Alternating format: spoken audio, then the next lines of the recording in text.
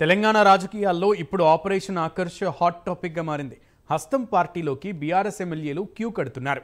మొత్తం రాజకీయం ఈ రెండు పార్టీల మధ్య సాగుతోంది. కానీ మరో కీలకమైన పార్టీగా ఉన్న బీజేపీ మాత్రం ఈ ఆకర్ష్ రాజకీయాల్లో వేలు పెట్టడం లేదు.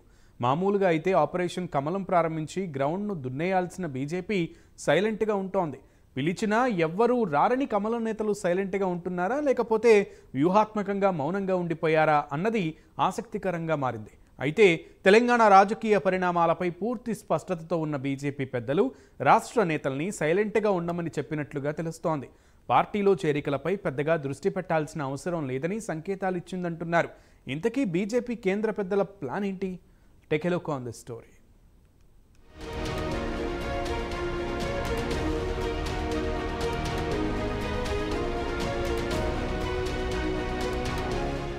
భారత రాష్ట్ర సమితిలో ఎప్పుడెవరు పార్టీని వీడుతారోనన్న టెన్షన్ ఉంది. అలాగే కాంగ్రెస్ పార్టీలో ఎప్పుడెవరొచ్చి చేరిపోతారోనన్న టెన్షన్ ఉంది. అక్కడ వెళ్లిపోతారనే బాధ అయితే ఇక్కడ చేరుతారన్న బాధ కూడా ఉంది. కేసీఆర్ ఫామ్ హౌస్ లో మీటింగ్ పెట్టి పార్టీ నేతలకు భరోసా ఇస్తున్నారు. భవిష్యత్తు మనదేనని చెబుతున్నారు. కానీ ఆ సమావేశాలకు వెళ్లిన వారు కూడా పార్టీ మారిపోవడానికి దారులు వెతుక్కుంటున్నారు. ఎమ్మెల్సీలు కూడా అదే చేస్తున్నారు. అయితే ఇక్కడ ట్విస్ట్ ఏంటంటే ఒక్కరంటే ఒక్క ఎమ్మెల్యే కానీ ఎమ్మెల్సీ కానీ బీఆర్ఎస్కు ప్రత్యామ్నాయంగా ఎదుగుతున్న బీజేపీ వైపు చూడడం లేదు. అంతా కాంగ్రెస్ వైపే చూస్తున్నారు. కాంగ్రెస్కు తెలంగాణలో పవర్ ఉండొచ్చు, కానీ బీజేపీకి కేంద్రంలో పవర్ ఉంది. అయినా బీజేపీ వైపు చూడటం లేదు. ఎమ్మెల్యేలను చేర్చుకునేందుకు బీజేపీ కూడా ఆసక్తి చూపిస్తుంది. అందులో సందేహం ఉండదు. ఎమ్మెల్యేల చేరిక అంటే పార్టీకి బలమే. ఎమ్మెల్యేలతో పాటు క్యాడర్ కూడా వస్తుంది. బీజేపీకి ఇప్పుడు ద్వితీయ శ్రేణి నేతల బలం అవసరం. కానీ అవకాశం దొరికినా మొత్తం ఎమ్మెల్యేలను కాంగ్రెస్కు వదిలేస్తోంది. కానీ తమ పార్టీలో చేర్చుకునేందుకు మాత్రం ప్రయత్నించడం లేదు.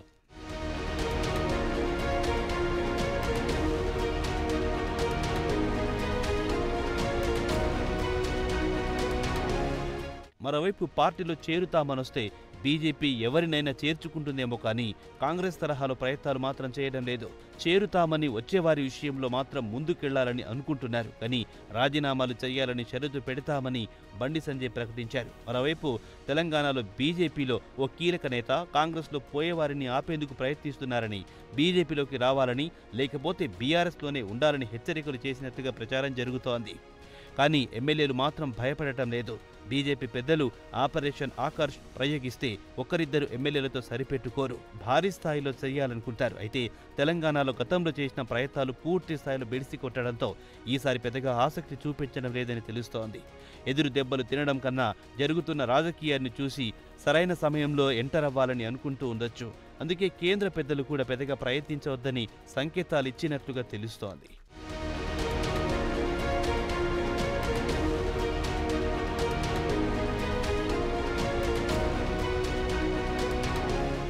ఇకపోతే బీజేపీ సైలెంట్గా ఉండడానికి మరో కారణం కూడా ఉందని అనుకోవచ్చు.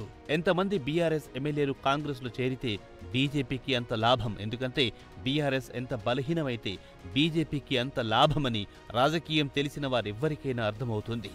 ఇటీవల పార్లమెంట్ ఎన్నికల్లో విషయం నిరూపించింది. బీఆర్ఎస్ బలహీనపడిన ప్రతి చోట, ఆ పార్టీ డిపాజిట్లు కోల్పోయిన ప్రతి చోట బీజేపీ గెలిచింది. అందుకే బీఆర్ఎస్ను ఫినిష్ చేసే బాధ్యత రేవంత్ రెడ్డి తీసుకుంటే తమకు అంతకంటే ఎక్కువ ఏం కావాలన్న అభిప్రాయంతో ఉన్నట్లు కనిపిస్తోంది.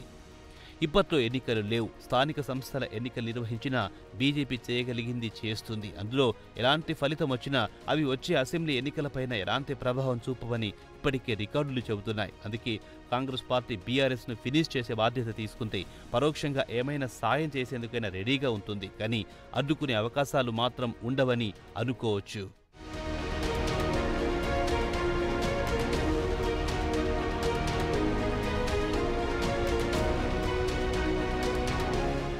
బీజేపీలో బీఆర్ఎస్ ఎమ్మెల్యేలు చేరకపోవడానికి పెద్దగా ఆసక్తి చూపించకపోవడానికి మరో కారణం కూడా ఉందని రాజకీయ వర్గాలు అంచనా వేస్తున్నాయి. ప్రస్తుతం బలహీనంగా ఉన్న బీఆర్ఎస్ కోసం కేసీఆర్ కొన్నాళ్ల తర్వాత అయినా బీజేపీతో కలుస్తారని తెలంగాణ పొలిటికల్ సర్కిల్స్లో జోరుగా ప్రచారం జరుగుతోంది. కేసీఆర్ ఇప్పటికే ప్లాన్ బి రెడీ చేసుకున్నారని, అది బీజేపీ పంచన చేరడమేననే టాక్ వినిపిస్తోంది. ఒకవేళ అదే నిజమయ్యే అవకాశం ఉంటే ఇప్పుడు బీజేపీలో చేరిన ప్రాబ్లమేనని ఎమ్మెల్యేలు భావిస్తూ ఉండొచ్చు. అదే కారణంగా ఇప్పుడు బీఆర్ఎస్ ఎమ్మెల్యేని చేర్చుకుని ప్రయోజనమేంటని బీజేపీ కూడా అనుకుంటూ ఉండొచ్చు. మొత్తంగా బీజేపీ బిందాస్ రాజకీయం చేస్తుందని అనుకోవచ్చు. తెలంగాణలో ప్రస్తుతం ఏ సమస్యలు లేని పార్టీ బీజేపీనే. కాంగ్రెస్ బీఆర్ఎస్ యుద్ధంలో ఎవరు బలహీనపడితే వారి లాభం తమకే దక్కుతుందని బీజేపీకి అర్థమైపోయింది. అందుకే జరుగుతున్న రాజకీయ పరిణామాలను జాగ్రత్తగా గమనిస్తోంది.